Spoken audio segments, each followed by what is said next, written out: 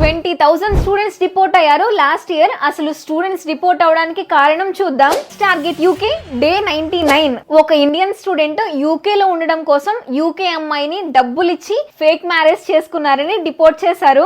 దానితో పాటు పాపం ఆ యూకే అమ్మాయిని కూడా డిపోర్ట్ చేశారు.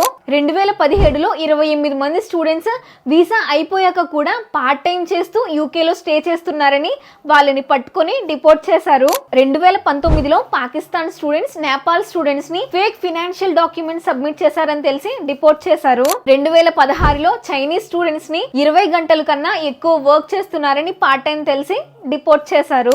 కేవలం పార్ట్ టైం కోసమే కాలేజీ క్లాస్ రూమ్స్ లేవని ఆల్రెడీ తెలిసిన ఒక ఫేక్ కాలేజ్ లో అడ్మిట్ తెచ్చుకుని యూకే వచ్చిన వాళ్ళని తిరిగి డిపోర్ట్ చేశారు. ఇక్కడ విషయం ఏంటంటే ఇలాంటి స్టూడెంట్స్ ని పట్టుకోవడానికి గవర్నమెంట్ ఈ ఫేక్ కాలేజ్ ని పెట్టింది. Academic documents, English code documents fake పెట్టి ఫ్రెండ్స్ యూకే వెళ్ళి దొరకలేదు కాబట్టి మనం వెళ్ళాలి అనుకోవడం తప్పు. వాళ్ళకి ఆ పని చేయడం వల్ల యూకేలో ఉద్యోగం రాసి పెట్టుంటే మనకి డిపోర్టేషన్ రాసి పెట్టుండొచ్చు. లండన్ లో 200 మంది కాలేజ్ అటెండ్ అవ్వకుండా ఫుల్ టైం వర్క్ చేస్తున్నారని తెలిసి కాలేజ్ కి వార్నింగ్ ఇచ్చి స్టూడెంట్స్ ని డిపోర్ట్ చేశారు. స్టూడెంట్ స్టేటస్ మెయింటైన్ చేయడానికి ఖచ్చితంగా కాలేజ్ కి వెళ్లాల్సిందే.